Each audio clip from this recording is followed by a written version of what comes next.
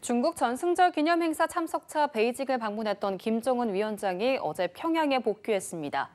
한편 미 해군 특수부대 도청 시도와 관련한 뉴욕타임스 보도가 눈길을 끌고 있는데요. 관련한 내용들 김열수 한국군사문제연구원 안보전략실장과 함께 짚어보겠습니다. 안녕하십니까? 네, 안녕하세요. 네, 중국, 러시아와 어깨를 나란히 한 북한. 북중러 한미일 구도를 명확히 했습니다. 또 시진핑 주석과의 회동으로 북중 관계 복원 발판도 마련을 했는데 이번 김정은 위원장의 방중 그리고 또 전승절을 통해서 드러난 삼국의 행보 좀 어떻게 평가하시는지요? 제가 볼 때는 뭐 큰 틀에서는 같이 행동을 했다라고 봐요. 그러니까 북중러 삼국이 이제 중심에 서서 좌정은 우푸틴 뭐 이런 형태의 모습으로 막루에 같이 섰잖아요. 그래서 반미연대, 반서방연대를 보여주었다라고 하는 측면에서 보면은 같이 행동을 했다라고 보고요. 그런데 이제 그 구체적인 내용으로 들어가면 이것은 좀 따로 행동을 했다라고 보거든요. 왜 그러냐면 북중러가 따로 모여가지고 같이 공식적인 회담을 하거나 하지는 않았잖아요. 예. 오히려 이제 북한과 중국 사이에, 북한과 러시아 사이에, 그리고 중국과 러시아 사이는 각각 이제 회담을 했습니다. 그러나 세 나라가 같이 모여서 회담을 안 한 것은 그래도 신냉전 질서가 형성되는 것을 좀 부담스러워하는 중국과 러시아의 생각이 있지 않았는가. 그래서 이렇게 같이 또 따로 이렇게 행동하는 모습을 보여줬고 그런 측면에서 보면은 적절한 레드라인은 지켰다 이렇게 봅니다. 예, 이번에 중국은 유일하게 북한과 단독 만찬을 개최했고 또 이외에도 방중 기간 내내 김 위원장에게 좀 특별 의전을 해주면서 후한 대접을 했다는 평가가 나오는데요. 이렇게 북한의 최고 수준의 예우를 한 배경은 뭐라고 보시는지요? 사실상 뭐 특급 대우를 받았다고 해도 과언이 아니죠. 이제 시진핑하고 처음에 이제 악수하는 그 과정에서 푸틴 바로 앞에 그러니까 제일 뒤에서 두 번째로 이제 악수도 하고 그리고 이제 좌푸틴 뭐 우푸틴 좌정은처럼 이렇게 바로 왼쪽 옆에 서기도 하고 그리고 다른 사람들은 이제 다른 국가 정상들은 오찬도 안 하고 보내기도 했지만 오히려 이 중국이 북한에 대해서는 제일 마지막에 만찬 자리에 배치를 했잖아요. 그래서 만찬까지 베풀어 주는 것은 거의 뭐 국빈급 예우를 해주었다 이렇게 생각을 하는데요. 그 이유는 뭐 한 두세 가지를 얘기할 수 있을 겁니다. 아시다시피 2024년 이후에 러시아와 북한 사이에 신조약을 체결함으로써 북한이 사실상 러시아에 많이 경사가 되었고 특히 이제 러시아에 파병을 함으로써 더 이제 그 군사적으로 또 경제적으로 많이 이제 경사가 되지 않았습니까? 그런 측면에서 보면은 중국 입장에서 늘 옆에 이제 있었고 늘 이제 자기 말을 잘 들어주었던 그런 북한이 갑자기 이제 러시아 쪽으로 가니까 이것을 좀 당겨서 관리해야 될 필요가 있다라고 하는 것이 첫 번째일 거고요. 두 번째는 이제 아시다시피 미국과 중국 사이의 그 경쟁이 전략적 경쟁이라고 하는 것이 관세 전쟁을 넘어서 사실상 전방위적으로 확대되고 있잖아요. 그런 차원에서 보면 중국이 미국을 이제 이렇게 다루는 데 있어서 북한은 하나의 전략적 칩으로 사용을 하겠다. 그런 생각이 좀 있지 않았나라고 보고요.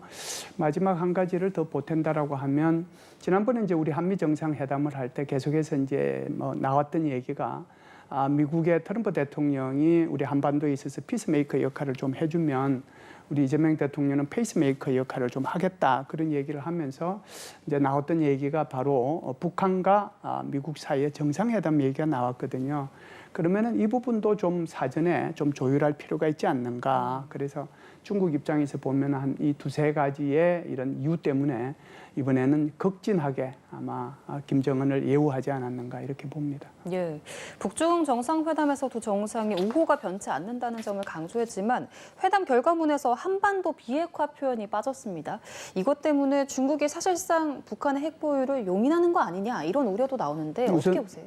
우선 결론부터 말씀드리면 너무 과잉 해석하거나 너무 걱정하실 필요는 없다 그 말씀을 드리고 제가 이제 이렇게 말씀드리는 이유를 몇 가지로 설명을 하도록 하겠습니다. 사실은 이 2018년, 19년 북한과 중국 사이에 정상회담을 할 때는 한반도 비핵화라는 문제가 등장을 했었거든요. 그런데 이제 이번에 빠져서 걱정하시는 분들이 있는 것은 사실입니다. 그런데 이 시진핑 주석의 발언 속에 모두 발언 속에 이제 그 답이 저는 있다라고 보는데요. 한반도 문제와 관련해서 언제나 객관적이고 공정한 입장을 견지해 왔다. 중국은 이렇게 얘기를 했고요. 김정은의 답변도 굉장히 이례적이라고 보는데 한반도 문제에서 중국이 공정한 입장을 취해 준 것에 대해서 높이 평가한다라고 얘기를 했거든요. 그래서 한반도 문제에서 중국의 객관적이고 공정한 입장인데 여기에 대해서 만일에 이제 북한의 핵무기 보유를 인정해 준다라고 하면 이거는 객관적이고 공정한 게 아니잖아요. 자기 말에 이율배반적이란 말이죠. 그런 측면이 하나 있다라고 하는 거고요. 두 번째는 이제 지난달 그러니까 8월 31일부터 9월 1일까지 텐진에서 상하이 협력기구 회의를 했잖아요. 상하이 협력기구 회의를 통해 가지고 텐진 선언이라고 하는 공동 성명을 발표했는데 그 공동 성명에 크게 반미 연대, 반서방 연대가 이제 앞에 나오고 또 비판하는 것들이 나오지만 그 중에 좀 우리가 관심 가져야 될 것은 바로 모든 회원국들은 비확산 체제를 준수하기 위해서 비확산을 하지 않도록 하기 위해서 소위 말해서 NPT 체제를 준수해야 된다라고 하는 거거든요. 예. 그 NPT라고 하는 것이 핵무기 확산을 금지하는 조약이잖아요. 그걸 준수해야 되고 하나 더 이제 얘기했던 것이 바로 화학무기 금지 협약. 이것도 준수해야 된다. 이것을 이제 불과 김정은이 만나기 2, 3일 전에 텐진 공동성명에서 발표까지 했는데 북한의 비핵화를 죄송합니다. 북한의 핵무기 보유를 인정하겠느냐. 그건 저는 아니라고 보고요. 마지막으로 이제 대통령 우리 특사단이 이번에 중국을 방문했지 않습니까? 그랬을 때 중국의 이제 여러 사람들하고 이제 만났는데 중국은 한반도 비핵화라고 하는 기존 원칙에는 변함이 없다라고 이제 얘기를 했고요. 그래서 한반도 문제에 대한 정치적 해결과 한반도의 평화와 안정을 위한 건설적 역할은 중국이 계속해서 하겠다라고 얘기를 했거든요. 그러면 이런 상황 전체를 통틀어 보면 왜 한반도 비핵화라는 얘기가 이번에 안 나왔을까? 그 얘기가 이제 초점이 될 수가 있는 거잖아요. 예. 제가 볼 때는 이번에 김정은이가 이 중국과의 회담할 때 사전에 적어도 이 부분만 모두 발언에서는 좀 빼달라라고 얘기하지 않았을까라고 생각을 하고요. 그럼에도 불구하고 본 회담에 들어갔을 때는 중국이 책임 있는 대국으로서 그리고 한반도 문제에 있어서 공정한 입장을 취하는 그런 입장에서 분명히 이 부분은 짚고 넘어갔을 것이다 생각을 합니다. 그래서 너무나 이 부분에 대해서 과잉 해석하실 필요는 없겠다. 그런 생각을 합니다. 예, 알러 경중이라는 말이 있는 것처럼 이번에도 북중 양측이 호혜적 경제무역 협력을 강조하면서 북한이 경제적인 이득을 챙겼다는 해석도 나오고 있습니다. 중국이 북한에 줄 수 있는 것, 또 반대로 북한이 중국에 줄 수 있는 건 어떤 게 있을까요? 우선요, 북한이 중국에 줄 수 있는 게 뭐가 있겠습니까? 아무래도 이제 한반도 평화와 안정에 관한 거, 그러니까 이제 도발하지 말아라라고 하는 거죠. 예. 그게 이제 아마 북한이 중국에 줄 수 있는 가장 큰 선물일 테고 반대로 이제 중국이 강대국 입장에서 북한을 관리하는 차원에서 줄 수 있는 것은 굉장히 많다라고 봐야죠. 그중에 이제 핵심적인 것이 경제 협력이라고 볼 텐데요. 2019년도 6월 달에 시진핑 주석이 북한을 방문했을 때 그때 당시에 중국이 약속한 게 한 두 가지가 있습니다. 하나는 옥수수하고 비료하고 수십 만 톤 주겠다라고 얘기도 했고 관광객을 굉장히 많이 보내주겠다. 심지어 어떤 보도에 의하면 30만 명까지도 나왔거든요. 예. 그래서 이런 것들이 있기 때문에 여기에 대한 것들이 이제 좀 진행이 돼야 되는데 2019년도 시진핑이가 이 북한을 방문한 직후에 바로 무슨 일이 있었습니까? 코로나가 사태가 터져가지고 완전히 이제 북한과 중국과의 관계가 소원해지기 시작을 했고 예. 게다가 이제 2024년도에 북한과 러시아 사이에 신조약이 체결됨으로써 북한이 러시아로 경사됨으로써 더 이제 소원해졌거든요. 그래서 이제 이번에 이런 그 회담을 통해서 북중 관계의 완전한 복원을 알리는 건데 그렇다라고 하면 옛날에 약속한 것을 좀 실행해야 되지 않겠는가 하는 게 첫 번째고요. 예. 두 번째는 이런 일이 있었습니다. 최근 한 몇 달 동안에 북한 중국 대사관에서 북한 내에 있는 농지 그리고 항만 그리고 의료 현황 요 세 가지 분야에 대해서 집중적으로 조사를 해가지고 이것을 이제 북경에다가 보고를 했거든요. 예. 북경에서는 이제 성도 있고 시도 있잖아요. 그래서 성시 한 30개가 연합팀을 구성을 해서 어떻게 하면은 이제 북한의 이런 부분들에 대해서 지원해 줄 것인가를 이제 고민하고 어떤 대안을 마련하고 그랬단 말이죠. 그래서 제가 볼 때는 이번에 아마 시진핑 주석이 김정은 위원장한테 제가 말씀드렸던 2019년도에 약속된 그런 내용 좀 이렇게 얘기를 했을 것 같고 그리고 이제 주 북한 중국 대사관에서 조사했던 그런 부분들에 대해서 지원할 부분에 대해서 얘기하지 않았는가라고 생각을 하는데요. 특히 이제 올해 그 7월 달에 원산 갈마지구에 대규모 그 해수욕장 개장했잖아요. 거기 누가 가겠어요? 예? 그러니까 뭐 러시아에서 보내준다고 그러는데 한두 분이지. 그 한두 분 가가지고 그 객실 2만 개를 어떻게 채우겠습니까? 그렇다고 해서 북한 사람들이 거기 갈 수 있는 형편도 아니잖아요.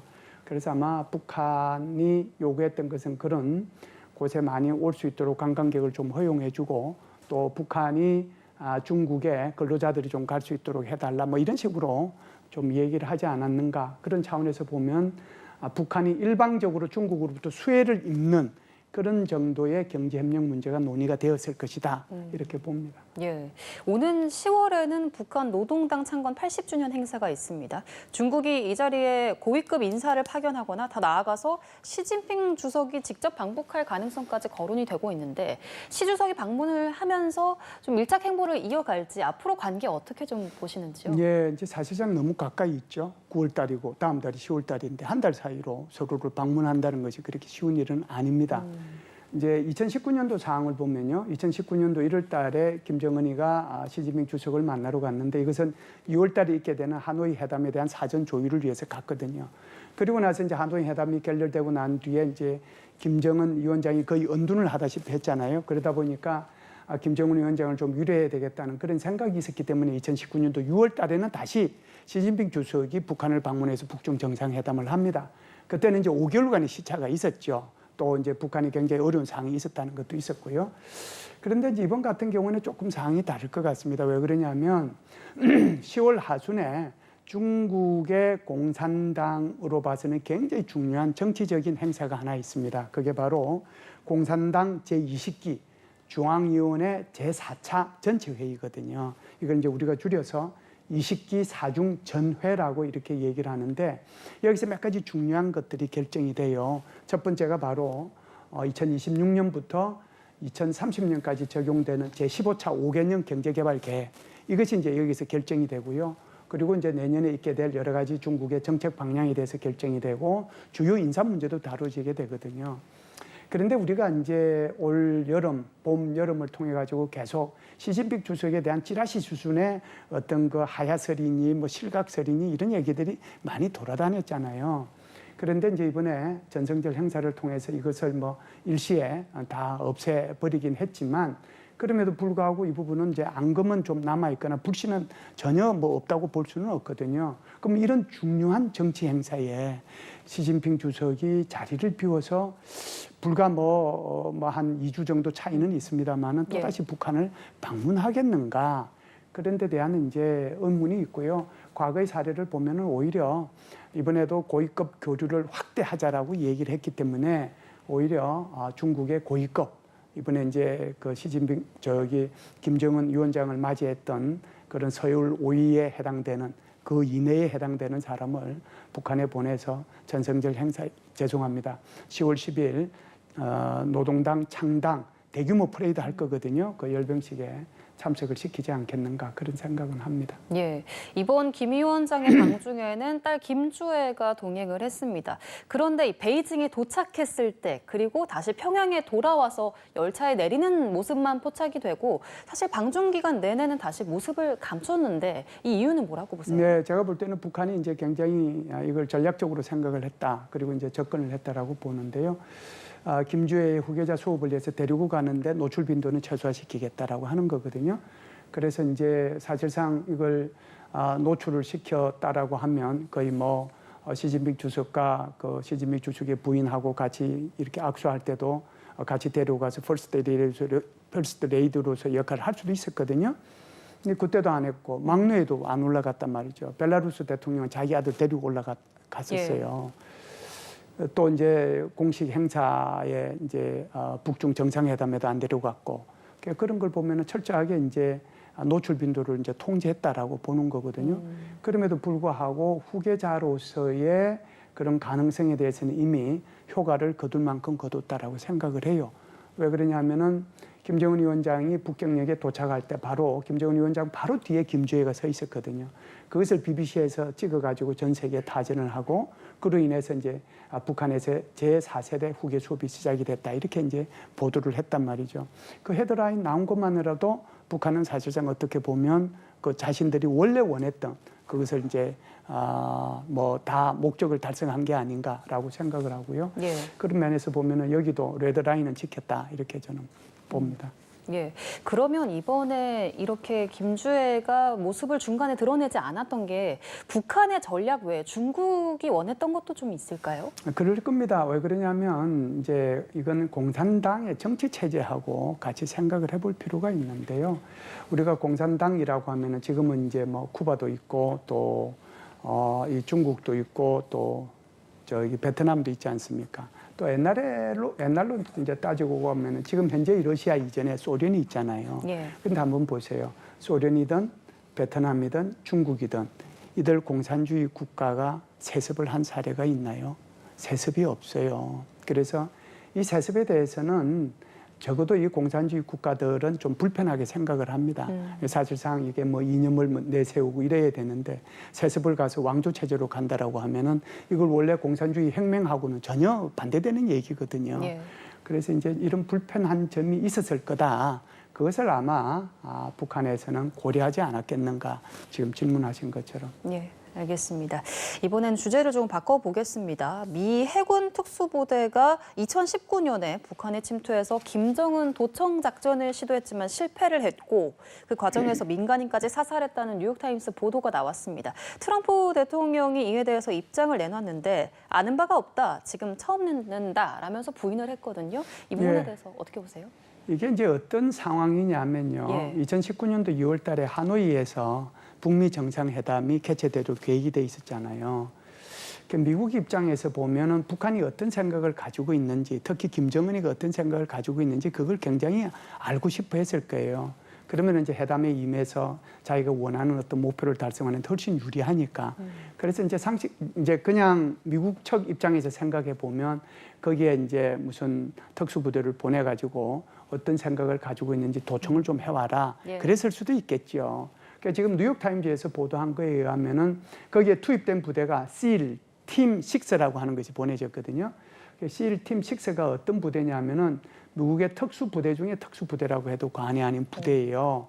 이 부대가 이제 9.11 테러의 주범인 오사마 빈 라덴을 사살한 팀이 바로 이 팀 6예요. 예. 그래서 이제 뭐 잠수정을 타고 북한의 어느 해안가에 도착을 했는데 마침 그때 북한 이제 어선 한 척이 하고 이제 조우를 한 거죠. 그 막다뜨리다 보니까 이제 헤드라이트도 비치고 그러니까 아마 이 팀 6 입장에서 보면 뭔가 이렇게 뭐 이게 어선이라는 생각보다는 오히려 뭔가 이렇게 자신들의 작전이 완전히 탄로가 난 게 아닌가. 그러다 보니까 이제 거기에 있는 이제 뭐 어부들 이렇게 그냥 이렇게 총격전이 벌어지고 이제 복귀를 했다 이런 얘기거든요. 그래서 이 부분에 대해서 지금 트럼프 대통령은 전혀 처음 듣는 얘기다라고 얘기를 하는 건데 아마 미국 정부의 입장에서는 계속해서 모른다라고 아마 나갈 거고요.